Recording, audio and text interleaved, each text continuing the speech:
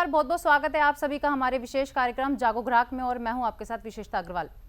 आज हम आपके लिए एक मुद्दा लेकर आए हैं, ब्यूटी प्रोडक्ट जो आपकी सुंदरता का दावा करते हैं। उनके पीछे के दावे कितने सच्चे हैं? क्या आप जानते हैं कि ब्यूटी प्रोडक्ट में किन केमिकल का इस्तेमाल किया जाता है?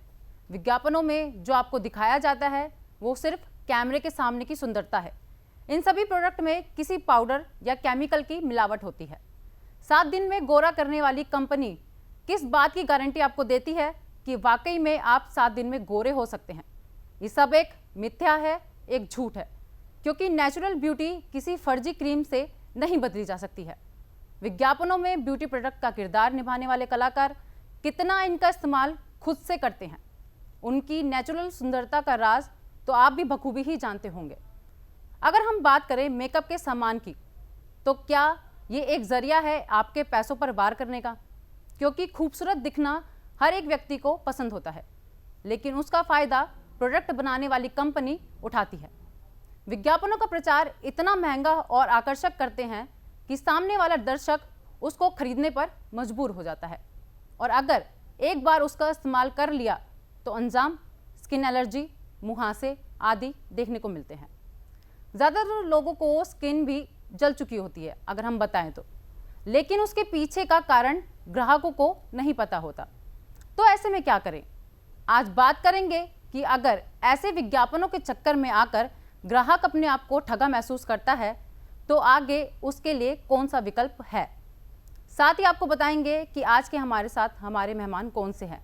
तो आज के हमारे मेहमान हमारे साथ ऋषिपाल सिंह जी हमारे साथ मौजूद हैं। सर, बहुत बहुत स्वागत है आपका। सर, ऐसे भ्रामक विज्ञापनों में जो व्यक्ति फंस जाते हैं, ग्राहक फंस जाते हैं, अपने आप को ठगा महसूस करते हैं, और सबसे ज़्यादा ब्यूटी प्रोडक्ट जो आजकल सबसे ज़्यादा चल रहे हैं, अगर मुंबई दिल्ली की बात करें तो थोक के रेट में बिक रहे हैं, तो उस पर लगाम कैसे लगी जा सके? देखिए, एक तो हमारे देश में विशेष तौर पे जो ग्रामीण क्षेत्र है जी, वहाँ पर जो ये नकली प्रोडक्ट हैं ये बहुत धड़ल्ले से बिक रहे हैं। कई लाख करोड़ रुपए के ये जो प्रोडक्ट हैं ये बेचे जाते हैं, क्योंकि वहाँ पर कोई ऐसी व्यवस्था नहीं है, कोई ऐसी मतलब कंप्लाइंस अथॉरिटीज़ नहीं हैं जो उनको चेक कर सकें। जी। और इवन बड़े बड़े शहरों के अंदर भी, बड़े बड़े शहरों में, दिल्ली जैसे शहर के अंदर भी आप देखेंगे तो सदर बाज़ार जैसी मार्केट है और मार्केट है, वहाँ पे नकली जो प्रोडक्ट हैं बहुत धड़ल्ले से बिक रहे हैं, सबको जानकारी है, लेकिन फिर भी उन प्रोडक्ट को नहीं रोका जा रहा। तो ऐसे में बहुत ज़रूरी है कि जो नकली प्रोडक्ट से रिलेटेड जो भी अपराधी जब पकड़े जाते हैं तो उनके साथ बहुत सख्ती के साथ कार्रवाई की जाए। हमारे देश में विशेष तौर पे इस क्षेत्र के अंदर जो अपराधी हैं उनके साथ सख्ती से कार्रवाई नहीं की जाती, और उनको वो जो ऑफेंस है ये बेलेबल ऑफेंस है, बहुत जल्दी उनको बेल मिल, मतलब जाते ही थाने में बेल मिल जाती है। तो ऐसी स्थिति में उनका मनोबल बढ़ता है, और ग्राहक जो है ना केवल ग्राहक से फाइनेंशियली वो चीट करते हैं, बल्कि बहुत हद तक देखा भी जाता है कि जो उनकी स्किन है या और जो बॉडी पार्ट है वो भी बहुत बुरी तरह प्रभावित होते हैं। जी।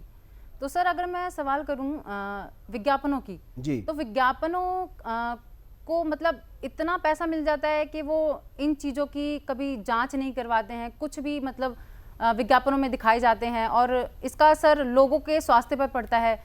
स्किन एलर्जी, स्किन जल जाना, मतलब ऐसी ऐसी बीमारियां और कैंसर तक की बीमारी लोगों को लग जाती है।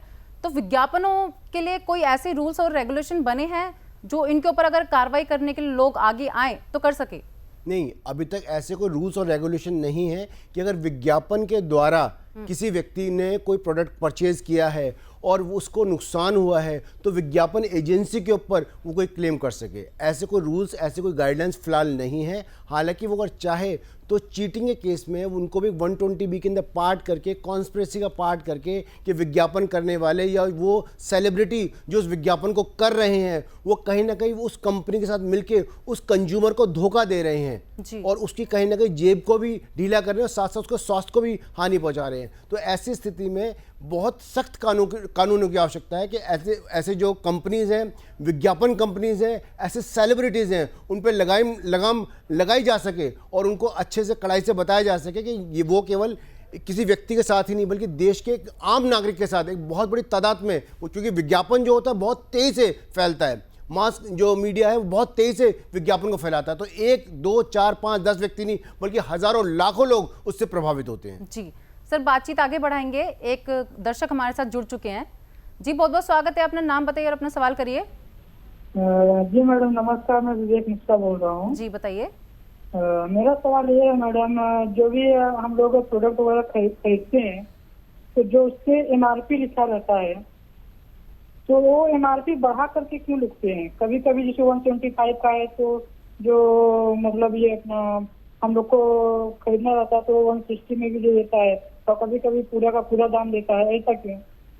जी सर। देखिए, हमारे यहाँ पर जो कानून के हिसाब से जो एमआरपी होता है वो मैक्सिमम जो है उसका प्राइस है कि मैक्सिमम यहाँ तक वो जो बेचने वाला है वो प्राइस रखेगा। उसके बाद का जो डिस्काउंट है, उसके बाद का जो उसको रेट को कम करना है, वो डिपेंड करता है कि जो उसका मैन्युफैक्चरर है वो उसको बेचने वाले को कितने % डिस्काउंट के अंदर दे रहा है। कई बार तो ऐसा देखा जाता है कि जो मैन्युफैक्चरर है वो 30%, 70%, 80% डिस्काउंट के हिसाब से जो दुकानदारों को सामान बेचते हैं। अब वो दुकानदारों के ऊपर है वो ग्राहक को कितना ठग सकते हैं, उनको वो देखते हैं। जैसे हमने देखा है बहुत बार ड्रग्स की जो कॉस्मेटिक्स की उसकी ड्रग्स की जो केमिस्ट की शॉप्स होती हैं वहाँ पर अब लिखने लगे हैं 10% डिस्काउंट है, 15% डिस्काउंट है। अब से पहले कोई डिस्काउंट नहीं हुआ करता था। तो ये डिस्काउंट क्यों दिया जा रहा है? क्यों नहीं एमआरपी के अंदर उसकी वैल्यू कम कर दी जाती है? तो ये एक अपने आप में बहुत बड़ा गोरख धंधा है जिसको सरकार को लगाम लगानी चाहिए। आपका सवाल बहुत सही है, लेकिन सरकार इस पर भी कोई सख्त कार्रवाई नहीं कर रही है। लेकिन समय की मांग है कि ये जो एमआरपी का जो ये व्यवस्था चल रही है इसको तुरंत रोका जाना चाहिए। जी सर, एक सवाल दर्शकों का ये भी है, मतलब काफ़ी दर्शकों का ये सवाल है कि त्यौहार आने वाले हैं तो रंगों में यदि केमिकल की मिलावट अगर होती है तो उसकी शिकायत हम यानी कि ग्राहक कहाँ कर सकता है? देखिए, कानून में तो मिस ब्रांडेड कॉस्मेटिक्स के जो पदार्थ हैं वो मिस ब्रांडेड में आते हैं। अगर कॉस्मेटिक्स के पदार्थ की बात करते हैं तो विशेष तौर पे इनको अगर मान लीजिए कोई आपको पता लगता है कि कोई प्रोडक्ट है जिसके अंदर कोई भी ऐसा केमिकल मिलाया गया है जो कि आपकी सेहत के लिए हानिकारक है, तो आप ऐसे में पुलिस में जाके कंप्लेंट कर सकते हैं। आप ऐसे में कंज्यूमर जो फोरम है वहाँ कंप्लेंट कर सकते हैं। ये बहुत इंपॉर्टेंट है कि आप अपनी आवाज़ को आगे उठाएं, क्योंकि हमारे देश में होता यही है कि जब प्रोडक्ट है वो बहुत कम पैसे का होता है तो उसको कहने के लिए कोई व्यक्ति सोचता है कि मैं 100, 50, 200 रुपये के प्रोडक्ट के लिए मैं आगे क्यों जाऊं, आखिर मैं पुलिस को कंप्लेंट क्यों करूं, आखिर मैं कंज्यूमर फोरम में क्यों जाऊं। क्योंकि ये बहुत इंपॉर्टेंट है। जब तक एज ए कंज्यूमर हम लोग आगे नहीं बढ़ेंगे तब तक ये जो गोरख धंधा चल रहा है हम इसको नहीं रोक पाएंगे। और ये कहीं ना कहीं एक सामाजिक व्यक्ति होने के नाते हमारी जिम्मेदारी भी है कि ऐसे गोरख धंधे को हम लोग रोकें। जी, तो सर मैं स्टेप जानना चाहूँगी, अगर व्यक्ति इन चीज़ों की शिकायत मतलब खुद से स्टेप लेता है तो वो सबसे पहले क्या कदम उठाए, यानी कि पुलिस स्टेशन में जाए या फिर कोई ऐसा फॉर्म निकलते हैं कि जो सीधा हम कोर्ट में अप्लाई कर सकते हैं इनसे? नहीं, अगर मान लीजिए कोई भी व्यक्ति आपको कोई ऐसा प्रोडक्ट बेचता है जो वास्तव में फेक है तो वो कहीं ना कहीं कानून के हिसाब से चीटिंग कर रहा है आपके साथ। जी। दूसरी बात, उस प्रोडक्ट के ऊपर जो लेबलिंग कर रखी है उस पर जो इन्फॉर्मेशन है वो फोर्ज इन्फॉर्मेशन है। तो ऐसी स्थिति में आपको राइट बनता है, कॉग्निजेबल ऑफेंस के अंदर आप थाने जा सकते हैं, उसकी कंप्लेंट लिखा सकते हैं। ऐसी स्थिति में जो पुलिस है, कंसर्न पुलिस स्टेशन जो है वो वहाँ पर जाकर रेड करेगा और उन सारे प्रोडक्ट को वो सीज करेगा और फिर उनको वो पता लगाएगा कि झूठे हैं सच्चे हैं, फिर उनको लैब में भेजा जाएगा। लेकिन ऐसी स्थिति में बहुत ज़रूरी है कि हम एक ग्राहक के रूप में उस व्यक्ति के नाम को, उस संस्था को जहाँ से वो चीज़ें प्राप्त हुई हैं उनको समाज में लेके आएँ। क्योंकि ऐसे जब ऐसा कोई व्यक्ति पकड़ा जाता है तो वो जो ऑफेंसेस होते हैं जनरली बेलेबल ऑफेंसेस होते हैं और वो थाने में जाते हैं और बेल उनको मिल जाती है, क्योंकि उसमें जो ज़्यादा से ज़्यादा सज़ा जो है 3 साल की है। तो ऐसी स्थिति में ज़रूरी है कि सरकार को ऐसे जो झूठे व्यापारी हैं उन पर लगाम लगाने के लिए कड़े कानूनों का इस्तेमाल करना चाहिए और ये कानून जो है ये नॉन बेलेबल होने चाहिए। जी सर, एक दर्शक हमारे साथ जुड़ चुके हैं, पहले उनका सवाल ले लेते हैं। जी, बहुत बहुत स्वागत है, अपना नाम बताइए और अपना सवाल करिए। मेरा नाम खुशबू जैन है जी। मेरा ये सवाल है कि जैसे कि हम ब्लीच इस्तेमाल करते हैं, हम लेडीज को ब्लीच इस्तेमाल करनी होती है, चाहे हम चेहरे पे करें चाहे अपने बॉडी पार्ट पे, कोई भी बॉडी पार्ट पे करें, तो एक तरीके की जलन महसूस होती है उससे, और वो बोलते हैं कि आपको कुछ भी नहीं होगा। ऐसे काफी मैन्युफैक्चरर्स हैं, काफी लोग हैं। तो मेरा सवाल ये है कि कोई ऐसा करे तो उनके खिलाफ क्या कानूनी कार्रवाई की जाए? जी सर। देखिए, जहाँ तक आपने प्रोडक्ट का बात की, ब्लीच की बात की, ब्लीच और स्किन ये दोनों अपने आप में एक ऐसी बात है कि आपकी स्किन कितनी उस ब्लीच के अंदर जो केमिकल्स है कितना उसको सपोर्ट कर सकती है। तो वो ऐसा कोई यूनिफॉर्म फॉर्मूला नहीं है कि इस स्किन के लिए इतनी ब्लीच लगेगी। तो अगर आपको लगता है कोई व्यक्ति आपको ब्लीच को ये कहकर बेच रहा है कि इसके अंदर कोई सेंसेशन नहीं होगी, इसके अंदर आपको कोई नुकसान नहीं होगा, तो वो सारी जो प्रोडक्ट है, वो सारी जो इन्फॉर्मेशन जो आपको दे रहा है वो फेक इन्फॉर्मेशन दे रहा है। और आपको अधिकार है उन फेक इन्फॉर्मेशन के ऊपर आप कंप्लेन कर सकते हैं, और उससे अगर आपकी स्किन खराब हो जाती है तो भारी जुर्माने के लिए कोर्ट में जा सकते हैं और मुआवजे के रूप में मोटी रकम ले सकते हैं। जी सर, ये मोटी रकम हम क्या कंपनियों से ले सकते हैं या फिर जो जिसके खिलाफ हमने दुकानदार के खिलाफ शिकायत की देखिए, जो प्रोडक्ट है, अगर वो प्रोडक्ट कंपनी का है तो आप कंपनी को ही पार्टी बनाएंगे, और जिस शॉपकीपर से आपने परचेज की उनको ही पार्टी बनाएंगे। क्योंकि हो सकता है आने वाले टाइम में अगर आपने शॉपकीपर को पार्टी बनाया और कंपनी ने कह दिया कि ये प्रोडक्ट तो हमारा है ही नहीं, कम से कम उस प्रोडक्ट की जिम्मेदारी तो कोई लेगा कि प्रोडक्ट, क्योंकि शॉपकीपर कहेगा मैंने बनाया नहीं है, मैं मैन्युफैक्चर हूँ नहीं इसका। तो ऐसी स्थिति में कंपनी और वो जो शॉपकीपर है दोनों को पार्टी बनानी चाहिए, और दोनों पार्टी बनेंगे, कोर्ट में आके वो अपने स्टैंड को क्लियर करेंगे कि आखिर यहाँ पर ये गलती कौन कर रहा है। जी, तो ऐसी स्थिति में जरूरी है कि उन दोनों को पार्टी बनाए, जो बहुत सख्ती से कार्रवाई की जाए। जी सर, एक दर्शक हमारे साथ जुड़ चुके हैं। जी, बहुत बहुत स्वागत है, अपना नाम बताइए और अपना सवाल करिए। आवाज आ रही है आपको? हाँ, हेलो जी, बताइए क्या सवाल है आपका? मैं सुदर्शन न्यूज चैनल के लिए डिस्ट्रिक्ट बाराबंकी से मैंने कॉल किया। जी, जागो ग्राहक में बात करनी है आपको? अरे मुझे डिस्ट्रिक्ट बाराबंकी से चाहिए था, इसके लिए मैंने कॉल किया।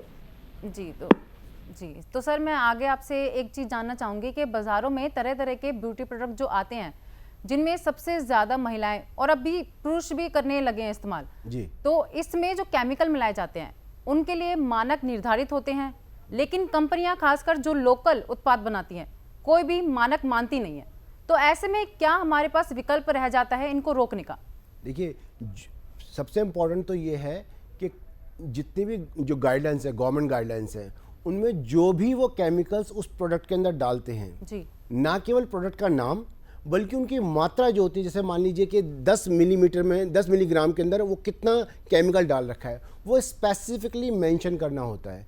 लेकिन होता यही है कि बहुत सी कंपनी अपने प्रोडक्ट के अंदर बहुत ज़्यादा खुशबू देने के लिए, बहुत अच्छा कलर देने के लिए, हालांकि आने वाले समय के अंदर उससे चाहे स्किन खराब हो जाए, वो देने के लिए उस किसी एक खास केमिकल को या तो बढ़ा देती हैं या वो केमिकल अगर महंगा होता है तो घटा देती हैं। तो ऐसी स्थिति में जब भी आपको लगता है किसी प्रोडक्ट के अंदर एज़ पर जो उसकी स्पेसिफिकेशन है वो नहीं है, तो आप उसकी शिकायत कर सकते हैं और वो सीज हो सकती है और वो लैब में जाएगी, वहाँ आके पता लगेगा कि जो प्रोडक्ट है इसमें जो केमिकल का स्पेसिफिकेशन है जो बाहर लिखा हुआ प्रोडक्ट के ऊपर उससे मैच करता है या नहीं करता। अगर वो मैच नहीं करता तो लाजमी तौर पर उस कंपनी के ऊपर कड़ी कार्रवाई हो सकती है। जी सर, बातचीत आगे बढ़ाएंगे। एक दर्शक जुड़ चुके हैं हमारे साथ।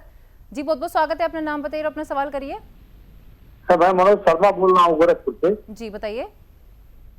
मैडम, मैंने एक जो है वो जैकेट खरीदा था स्पेंसर से जी, पिछले साल जी, फरवरी महीने में। जी, लेकिन वो जब मैं इस साल खोला तो ऊपर से पूरा उसका सिस्टम ही लेयर ही निकल गया था। और जब मैं उसको ले जा करके और दिखाया वहाँ पे स्पेंसर में, तो उन लोगों ने कहा कि मैं कोशिश करता हूँ, लेकिन इसकी तो 6 ही महीने वो होती है, गारंटी होती है। अब वो गारंटी तो 6 महीने खत्म हो गई, वो अवधि में तो मैंने उसको पहना ही नहीं। अभी तक उसका जैकेट का सारी चीजें वैसे ही पड़ी हुई है, लेकिन अब वो लेने से मना कर दे रहा है। सर, तो क्या किया जाए इसके बारे में? देखिए, ऐसे में बहुत ज़रूरी है कि आप जब भी कोई प्रोडक्ट लें तो उसका बिल ज़रूर लें। और किसी प्रोडक्ट के अंदर अगर मान लो आपने जैसे बताया कि बेसिकली उस जैकेट को वो खोल ही नहीं पाया, बिल्कुल ख़राब हो गई है, तो वो जो 6 महीने गाइडलाइन है, जो 6 महीने होते हैं वो छोटे मोटे पार्ट्स के लिए हो सकते हैं। लेकिन अगर वो कम्प्लीटली प्रोडक्ट ख़राब है तो उसके बाद भी आप कंज्यूमर फोरम के अंदर आप जा सकते हैं और उसकी शिकायत कर सकते हैं, और कंज्यूमर फोरम डिसाइड करेगा। ऐसा नहीं उस कंपनी ने कह दिया कि केवल 6 महीने गारंटी है, आप उसके बाद भी जाके बता सकते हैं कि प्रोडक्ट जो दिया गया वो एंटायरली मैंने अब इस्तेमाल किया है और उसके अंदर कम्प्लीटली वो जो प्रोडक्ट है वो ख़राब है। तो ऐसी स्थिति में कंज्यूमर फोरम, जो आपको कंसर्न जो कंज्यूमर फोरम है, जो आपको उपभोक्ता जो न्यायालय है, वो उसको डिसाइड करेगा और कंपनी को बुलाएगा और आपको मुआवजा दिलवाएगा। जी सर, एक और दर्शक हमारे साथ जुड़ चुके हैं, उनका भी सवाल ले लेते हैं। जी, बहुत बहुत स्वागत है, अपना नाम बताइए और अपना सवाल करिए। आवाज़ आ रही है आपको? जी, अब आवाज़ नहीं आ रही होगी जी। सर, आगे मैं जानना चाहूँगी आपसे कि हाल फिलहाल में दिल्ली में कॉस्मेटिक प्रोडक्ट के 16 सैंपल की जांच की गई थी रिपोर्ट के मुताबिक। इनमें से नामी ब्रांड की जो कॉस्मेटिक चीज़ें होती हैं, तो एक रिपोर्ट में सामने आया कि नामी ब्रांड के शैम्पू, हेयर ड्राई जो ऐसे प्रतिबंधित घातक होते हैं केमिकल, इनमें सबसे ज़्यादा पाया जाता है। तो रिपोर्ट के मुताबिक मिलावटी कॉस्मेटिक ब्रांड सस्ते और लोकल यानी कि स्थानीय, इन सब चीज़ों में क्या आजकल मिलाया जा रहा है कि पैकेजिंग दोनों की सेम हो रही है और लोग पहचान नहीं पा रहे हैं कि इसमें से असली कौन सा है और नकली कौन सा है। अब इसमें क्या हो रहा है कि जैसे अगर हम ऑफर देखें, buy one get one free आ जाता है, तो इसमें अगर मैं आपसे सवाल पूछूं तो क्या ये नकली सामान हो सकता है या असली हो सकता है? देखिए, ऐसी स्थिति में तो मैं आपको ये सलाह देना चाहूँगा कि जब भी आप कहीं से सामान खरीदते हैं तो ऐसी विश्वसनीय शॉप से परचेजिंग करें जिसको आप पहले से जानते हैं जी। और ऐसी स्थिति में अगर मान लीजिए कोई प्रोडक्ट आप खरीदते हैं और उस प्रोडक्ट के अंदर आपको शिकायत मिलती है तो आप उस व्यक्ति के पास दोबारा जा सकते हैं और शिकायत कर सकते हैं कि जो प्रोडक्ट उसने दिया है वो नकली प्रोडक्ट है। जी सर, मैं रोकना चाहूँगी, एक दर्शक हमारे साथ जुड़ चुके हैं जी। बहुत बहुत स्वागत है, अपना नाम बताइए और अपना सवाल करिए। सर मेरा क्वेश्चन है, सर मेरा क्वेश्चन ये था कि जैसे हम फेस वॉश यूज करते हैं और कहते हैं वो हर्बल है, हम यूज करते हैं और उसके बाद हमारे फेस पे इचिंग स्टार्ट हो जाती है, एक्नेज आ जाते हैं, बहुत सारी प्रॉब्लम्स आ जाती हैं और जो लेबल होते हैं उन पे भी सब कुछ लिखा होता है कि सब हर्बल है, all ingredients are good for health, good for skin, but sir उसके बाद भी हमारे फेस पे इश्यूज आते हैं, सर उसके खिलाफ हम क्या एक्शन ले सकते हैं? देखिए, अगर बात वही है कि आपने अगर प्रोडक्ट को इस्तेमाल किया और प्रोडक्ट को इस्तेमाल करने के बाद प्रोडक्ट ने आपको ये गारंटी दी थी कि आपके फेस साफ़ हो जाएगा, स्किन चमक जाएगी, लेकिन स्किन चमकने के बजाय आपके चेहरे के ऊपर और ज़्यादा प्रॉब्लम्स आनी चालू हो गई हैं, तो वो साफ जाहिर करता है कि कम्प्लीटली उस प्रोडक्ट के अंदर केमिकल्स का यूज़ हो रहा है और वो यूज़ ना केवल हो रहा है बल्कि वो जितनी मात्रा होनी चाहिए उससे कहीं ज़्यादा हो रहा है। तो ऐसी स्थिति में आपको एक जागरूक ग्राहक के तौर पे उस प्रोडक्ट की आपको शिकायत करनी चाहिए, पुलिस में भी शिकायत करनी चाहिए और जो कंज्यूमर फोरम है वहाँ भी शिकायत करनी चाहिए, जिससे कि वो उनको हम पकड़ सके ऐसे लोगों को। जी सर, समय की कमी के चलते हम आगे प्रोग्राम नहीं बढ़ा पाएंगे और दर्शकों के भी बहुत सवाल हैं, तो आज हमने जो खास बातचीत की मुद्दे पे कि ब्यूटी प्रोडक्ट में किस तरह के केमिकल्स की मिलावट की जाती है, आप खुद नहीं जान पाते कि असली कौन सा है और नकली कौन सा है, तो आपको सर ने ये बताया कि किस तरह से आप इनके ऊपर कार्रवाई कर सकते हैं, शिकायत दर्ज करवा सकते हैं। आगे स्टेप खुद नहीं लेंगे तो फिर ये कंपनियां भी आपको ऐसे ही ठगती रहेंगी। तो फिलहाल के लिए इतना ही। देश और दुनिया की तमाम जानकारी के लिए आप देखते रहिए सुदर्शन न्यूज़। जय हिंद।